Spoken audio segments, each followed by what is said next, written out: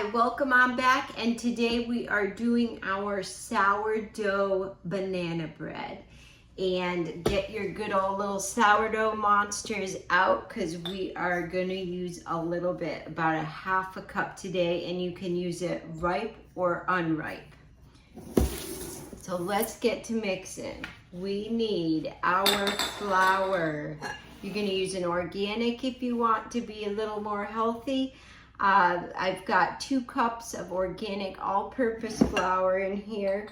You're going to add 1 teaspoon of salt, 1 teaspoon of baking powder, 1 teaspoon of baking soda, 1 teaspoon your favorite cinnamon, and a 1/4 teaspoon of nutmeg.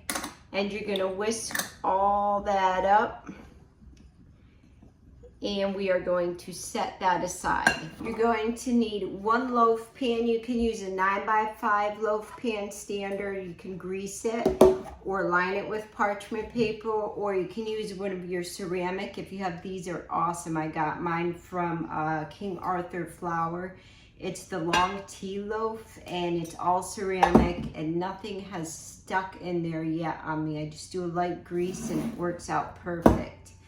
So I'm going to use that one today. Our dry ingredients are all combined.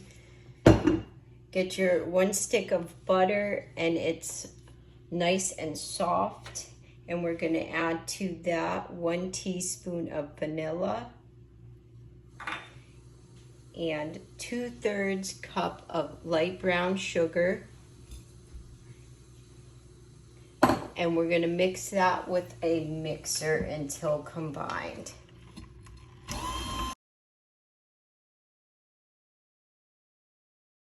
That looks great. You need 1 3/4 cups of mashed bananas.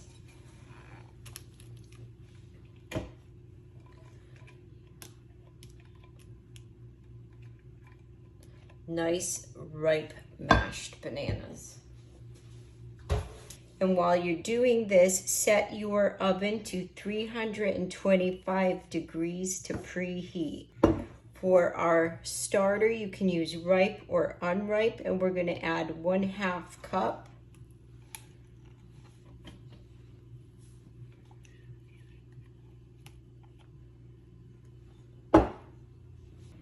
You're going to add 2 eggs.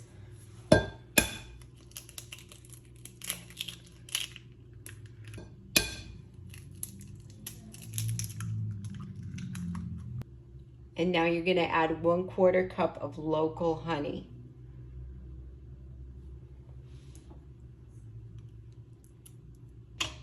And combine that with your mixer.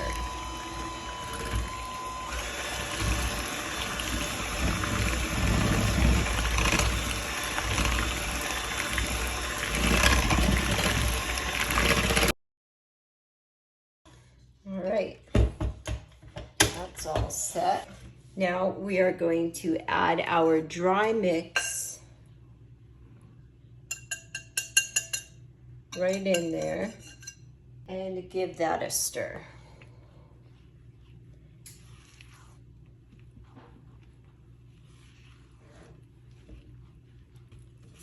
Just until it's nice and combined.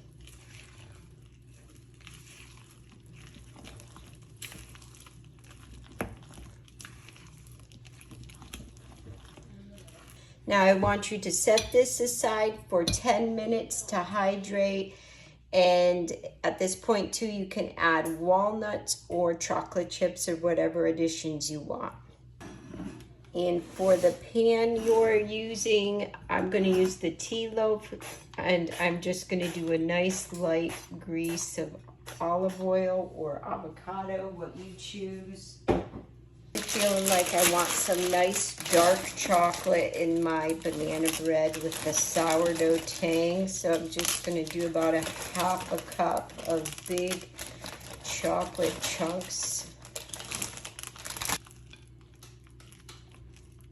And I'm going to pour it right on in my pan.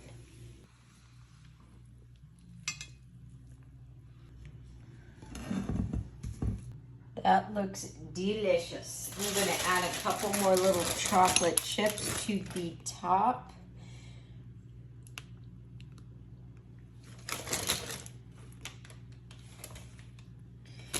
And we are going to throw it in the oven.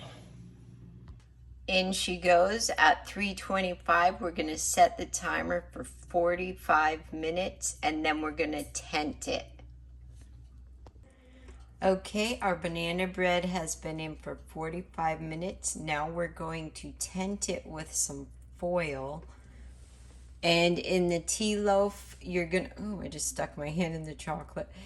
And in the tea loaf pan, you wanna cook it for another 20 minutes. And if you're in a standard 9x5, do another 25 minutes until it bounces back and comes out nice and clean with a toothpick. Alrighty, and it's all tented and I'm setting it for another 20 minutes.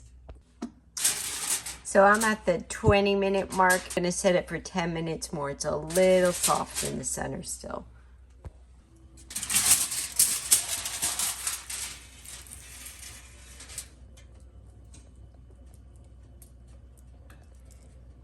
Banana bread is done. A few little crumbs on it's okay as long as you don't see any wet batter. Our bread has cooled, so we are gonna slice into it and see how delicious it looks. So let's give this big boy a good old slice.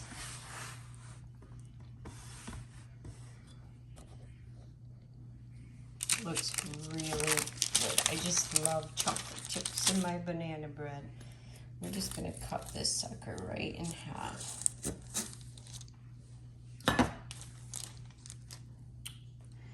Super moist. And this is sourdough banana bread.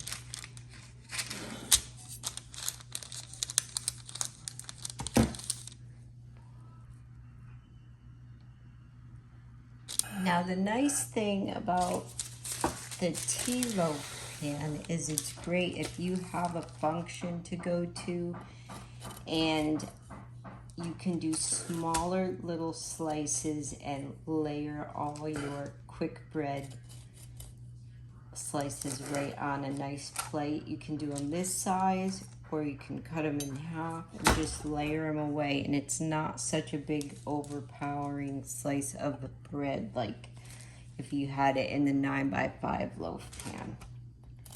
So it's really good to have for entertaining.